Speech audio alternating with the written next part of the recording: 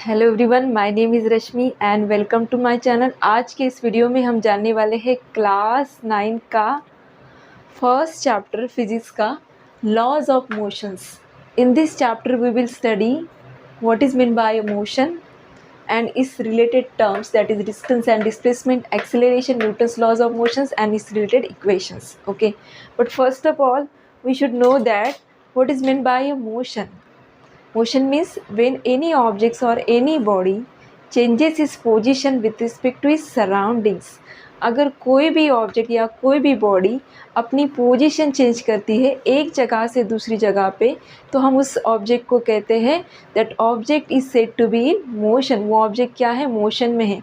Basically motion means moving condition में रहना। ठीक है। Now they have given the different examples about the motions. Okay, and you have to identify from these examples which object is in motion and which object is not in motion, which object is at rest, basically at rest. तो कौन इस example में आपको identify करना है कि कौन सा ऑब्जेक्ट रेस्ट कंडीशन में है और कौन सा ऑब्जेक्ट क्या है, मोशन में है। तो definitely you can identify the flight of a bird, पक्षियों का उड़ना, it is an example of a motion. The stationary train, एक जगह पे रुकी हुई train, it is an example of a rest condition. The leaves flying through the air, हवा में पेड़ के पत्ते जो है वो उड़ रहे हैं। This is means is that leaves changes is position, अपनी पोजिशन चेंज कर रहे। It means it changes is position with respect to is surroundings, right. So this is also the example of a motion. And the next one is the stone lying on a hill. एक stone बिल्कुल stationary condition में है, so it is the example of a rest. Okay, so what is the basic things you need to understand in the motion में क्या basic things है, what things we need to consider here, कौन सी thing consider करनी है। तो first means कोई भी object रहे, कोई भी बॉडी रहे, अगर वो अपनी पोजीशन चेंज करती है तो हम उसको कहते हैं that object is said to be in motion, otherwise it will be at rest. Okay, next condition, definitely अगर कोई ऑब्जेक्ट एक जगह से दूसरी जगह पे जा रहा है, इसका मतलब क्या है, it covers some distance. Okay, so definitely this terms are related to the motions. It has some speed also, so definitely this acceleration is also related to the motion. And we know that सदियों से चलता आ रहा Newton's law of motions and इस equation और उसके equations also. Okay, that all the things we will learn in this chapter. Now they have given the example of another example of motions. उन्होंने और भी examples दिए हैं. Suppose you are traveling in a bus and now they have asked one question here कि is the person which is sitting next to you is in motion or not. अगर आप बस में ट्रैवल कर रहे हैं और आपके बाजू में बैठा हुआ इंसान है, क्या वो भी मोशन में है विथ रिस्पेक्ट टू यू? अगर मेरे हिसाब से कहा जाए so it is not in motion. The answer is it is not in motion, okay, with respect to me. But अगर अगर मैं बस में सफ़र कर रही हूँ, ट्रैवल कर रही हूँ, और कोई पर्सन है वो रोड से चल रहा है, तो with respect to that person I am in the motion. उस पर्सन के हिसाब से मैं क्या होंगी, मोशन में रहूँगी। Okay, means basically with respect to surrounding हम उसको कंसिडर करते हैं दैट वो ऑब्जेक्ट मोशन में है या नहीं है। Okay, thank you. है डिस्टेंस और डिस्प्लेसमेंट के बारे में। Now what is mean by a distance and what is mean by a displacement. Distance means it is the length of an actual path which is followed by or which is traveled by an object which is in the motion from one point to the another. अगर कोई object एक point से दूसरी जगह पे जा रहा है, उसने जो एक्चुअल पाथ फॉलोड किया है उसकी जो लेंथ होगी हम उसको कहेंगे distance. Now what is mean by a displacement. Displacement means it is a minimum distance from starting point to the ending point, the minimum distance between the starting point and the ending point or finishing point. कम से कम जो distance होगा किसके बीच में, starting point से लेके finishing point तक जो उनके बीच में जो डिफरेंस होगा, 2 पॉइंट के बीच में, वो डिफरेंस वो जो डिस्टेंस होगा वो होगा displacement. Now suppose I would like to give the example of this one also. ये एग्जाम्पल मैं देती हूँ. कोई भी पर्सन है, उसको ए से लेके बी पॉइंट तक जाना है. Now there are different ways to follow the path. It depends on you. आपके ऊपर डिपेंड है आप रास्ता कौन सा चुनते हो. ऐसे भी डॉटेड लाइन वाला भी रास्ता चुन सकते हो, और यू कैन चूज़ ऐसे घुमा के लूप वे में आप आ सकते हो. It depends on you. Now what is the displacement here? This is the A to B is the minimum distance, right? Now this is the minimum distance is nothing but ये जो है ये क्या है? डिस्प्लेसमेंट है.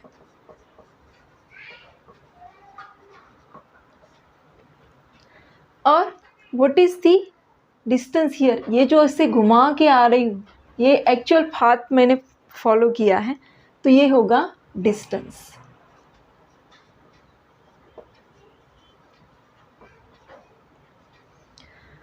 Now let's see about the vector quantity and scalar quantity.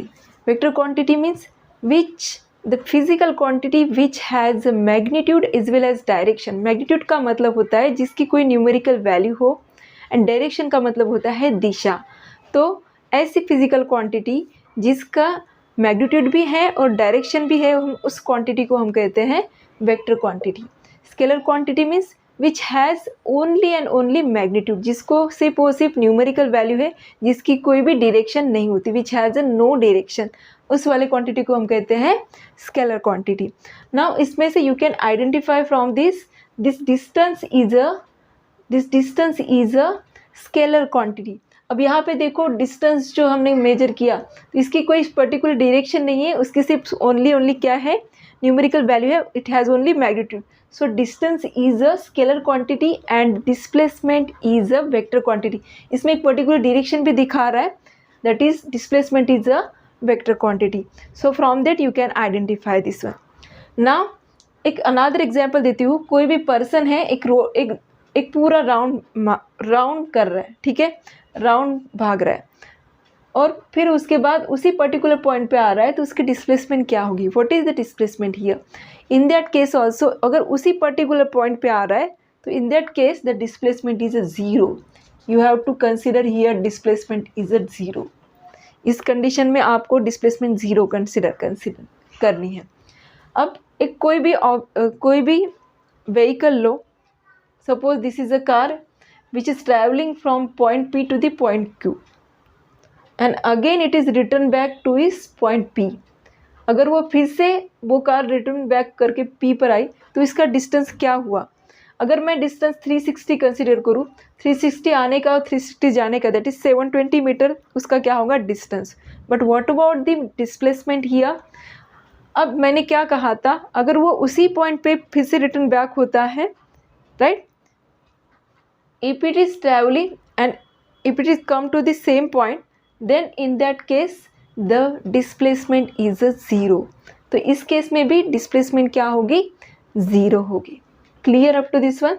Now we will learn about the velocity and the speed. Now what is the difference between the velocity and speed? Speed में एक particular direction हम denote नहीं करते, लेकिन if any object travel, if the motion of an object which is travel in a particular direction per unit time, अगर कोई भी object एक उसके यूनिट टाइम में कितना डिस्टेंस कवर अप करता है एक पर्टिकुलर डायरेक्शन में, तो हम उसको कहते हैं उसकी velocity. Now you need to understand here the speed is related to the distance and velocity is related to the displacement. Velocity जो है वो डिस्प्लेसमेंट से रिलेट करती है और स्पीड जो है वो डिस्टेंस से रिलेट करती है. तो what is main by speed? Total distance travel upon total time taken. उस ऑब्जेक्ट ने कितना डिस्टेंस कवर किया उस पर्टिकुलर टाइम में, वो हम उसकी क्या कहते हैं? उसकी स्पीड हम कहते हैं, right. Now so in this case you can define like this. What about the unit then? Unit is the same in both the case. Velocity और स्पीड की वैल्यू कब सेम होगी, वेलोसिटी और स्पीड की value कब same होगी, if the motion of an object along a straight line, अगर उस ऑब्जेक्ट की मोशन स्ट्रेट लाइन में जा रही है तो स्पीड और वेलोसिटी की वैल्यू क्या होगी, सेम होगी। What about the unit here, it is in the SI system it is the metre per second, because आपको पता ही है डिस्टेंस रहे या डिस्प्लेसमेंट है मीटर में हम कंसिडर करते हैं एसआई सिस्टम में। और स्मॉलर यूनिट आप टाइम कंसिडर कर सकते हैं। Time is a scalar quantity, you need to understand. जो सेकेंड आप कंसिडर कर सकते हैं, लार्जर यूनिट में आप आवर में कंसिडर कर सकते हैं। So it depends on conditions and in this CGS system smaller unit it is centimeter per second. Now what is the effect of speed and direction on the velocity, speed और direction का effect क्या होता है velocity पे।